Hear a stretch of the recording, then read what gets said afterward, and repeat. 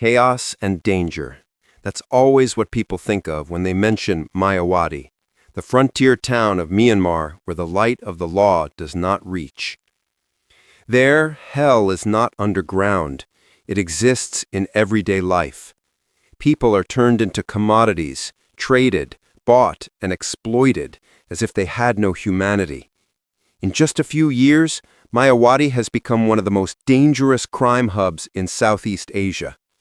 Tens of thousands of victims, mostly from Vietnam, China, and Thailand, have fallen into the trap of high-paid job offers, only to be detained, tortured, and forced to work in online scam operations. It doesn't stop there. Myawaddy is tightly linked to criminal groups in Cambodia, Laos, and Shwe Koko, forming a transnational network of fraud and human trafficking. More worryingly, growing evidence suggests shadowy forces such as actors from China are behind the manipulation, protection, and operation of this network, using it as a dangerous soft power tool across the region.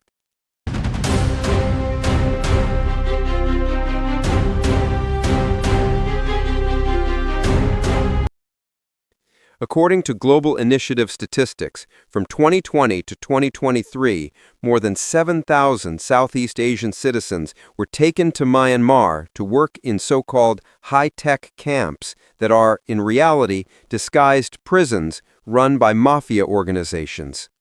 The victims are mostly young, aged 18 to 30. They are lured by attractive salaries, promises of easy work and quick upward mobility, or, more bitterly, by referrals from acquaintances. What few know is that those acquaintances often become unwilling middlemen, coerced into recruiting others in exchange for their own survival. The perpetrators' tactics are shockingly sophisticated. They set up dozens of groups on Telegram, Facebook, TikTok, and Zalo with harmless names like Vocational Study Abroad, no certificates required, New Idol App Recruitment, or Export Labor, no fees. Whenever someone leaves contact information, a dedicated account immediately reaches out, sends contracts and step-by-step instructions from A to Z, guarantees paperwork, and promises someone will meet them at the airport. Some companies are even registered in Hong Kong, Laos, or Thailand, with fake offices and seemingly complete paperwork that can pass inspections. Then victims are taken to Myawaddy, and from that moment, freedom becomes only a memory. They are locked in closed buildings guarded by armed sentries, doors secured with multiple locks, and surrounded by barbed wire fences. They are no longer called by their names. Instead, managers use contemptuous labels like dogs. Any act of non-compliance, refusing to work, rejecting a task, or even a defiant look is met with immediate beatings, electric shocks, and lashings aimed at breaking their will until they no longer dare to resist. Many victims have described it as a slaughterhouse of humanity, because from the very beginning, they were no longer treated as human beings. For those who appear obedient, the next stage is training. During this period, they are force-fed a multitude of skills and deceptive techniques, from impersonating bank employees, police, and financial advisors, to mastering psychological tricks that exploit the gullible. If they forget a step, make a mistake in procedure, or fail to meet expectations, they face brutal punishments, beatings, confinement, or electric shocks. The overseers don't care whether the victims are exhausted or broken down. Their only goal is to turn everyone brought into Myawaddy into efficient money-making tools. Once they've memorized the schemes, the victims are pushed into official work cycles. But don't think it gets better from there. The days in these places hold no light of the future. Dreams of changing one's life or earning thousands of dollars, all are lies. In reality, they're imprisoned in rooms, forbidden to leave their workstations, and only allowed bathroom breaks at fixed hours. From morning till night, their sole task is to make calls, send messages, and craft scam scripts to extract money from others, usually victims in Vietnam, Thailand, or China. Each person is required to secure amounts ranging from tens to hundreds of millions of dong per day. Those who fail are beaten, starved, or worse, sold off elsewhere or punished through grotesque physical abuse. Such punishments serve as warnings for the others. Fail to meet your KPI, and you'll share the same fate. For women, the situation is even more horrifying. Because the number of females in scam compounds is small, they become precious assets, not to be respected, but to be exploited to the extreme. Attractive, compliant women are sent to so-called entertainment management departments, where they are forced to serve ringleaders or VIP clients. But when those men grow bored or lose interest, the women are quickly sold off to other buyers, like used goods. As for those who resist, they are retrained through mental and physical torture. They are forced to learn customer service skills, sexually assaulted, and filmed as a means of blackmail. Women deemed average-looking are sent to low-end brothels where there is no medical care, no hygiene, and no protection. They are forced to work in filthy conditions with no rest and no treatment. Many develop serious illnesses, gynecological infections, sexually transmitted diseases, tuberculosis, physical exhaustion, yet are still made to work until their bodies collapse. Once trapped in this system, their lives are effectively over. No hope, no future. They have no right to call for help and no one to protect them. The door closed the moment they stepped into Myawaddy. What remains is mere survival. If they are lucky, they might be sold off and find a chance to escape. But for most, they will never return. The mobile slaughterhouse. Take a close look at this ship. From afar, it appears as a symbol of compassion, a medical vessel bearing the Red Cross emblem anchored quietly off the coast of Myanmar, like a safe haven amid the chaotic sea. In the eyes of the world, it represents hope, aid, and life. Yet no one could imagine that behind that pristine white paint hides one of the most sophisticated human trafficking and organ trade networks in all of Southeast Asia. Those ships are no longer places of rescue. They have become floating slaughterhouses at sea, operating outside the law and beyond international oversight. At first, these vessels genuinely carried out humanitarian missions chartered by non-governmental organizations to assist fishermen or migrants in distress. But since 2021, when Myawaddy and Shwekoko turned into strongholds for high-tech scam syndicates protected by local armed forces, these ships were seized and repurposed into tools of crime. Now, human trafficking, transnational fraud, and organ trading operate aboard them as part of a complete underground industry. The reason criminal networks chose medical ships is because of Myanmar's unique maritime geography, areas beyond effective state control. The United Nations once warned that the offshore waters of Tenanthari, bordering Thailand, have slipped beyond the control of both the national military and opposition forces. As a result, criminal operations at sea have become far easier than on land. No one inspects, no one investigates, and when someone goes missing, there's no record. No one even knows whom to call. The victims brought aboard these ships are often people who have lost all value inside the scam compounds, the so-called dogs, forced to run phone scams. They are reclassified as piglets, a chilling code used by traffickers to designate those whose organs are about to be harvested. Once labeled, their bodies are priced piece by piece. On the Asian black market, a kidney can fetch $1.65 million, while a liver can be sold for $500,000 to $1 million, depending on blood type and physical condition. The surgical rooms below deck are converted from cargo holds, equipped with only basic instruments, scalpels, cold storage bags, clamps, and heart monitors. The surgeons are not licensed doctors, but former military or underground medics who once performed illegal procedures in defunct army hospitals. They need no certifications, no medical ethics, and certainly no patient consent. Victims are often partially sedated or simply restrained because the so-called doctors consider anesthesia a waste. As they extract organs, victims gradually lose blood and consciousness, their bodies paralyzed, no different than being anesthetized. Once the surgery ends, they are left to bleed out or their bodies are dumped into the sea. No records, no identity, no trace. According to the World Health Organization, more than 1.2 million people worldwide need organ transplants each year, yet fewer than 10% receive them legally. In China, waiting times once stretched up to 5 years, in India 3, and across much of Europe, patients must wait until a compatible brain-dead donor is found. This desperation has driven the wealthy, those willing to pay millions just to live a few more years, toward the black organ trade.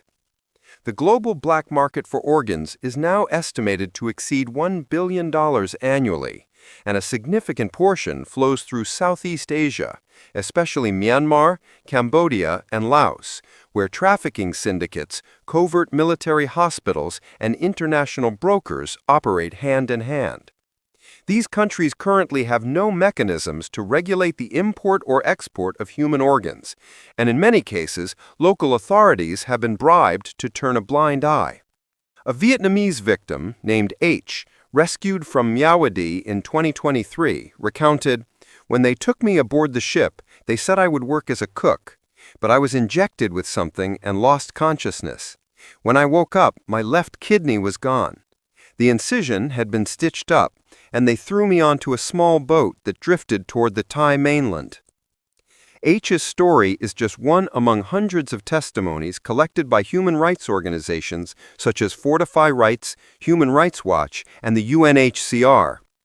Despite extensive reports and investigations, the international community has yet to take decisive action against this criminal network.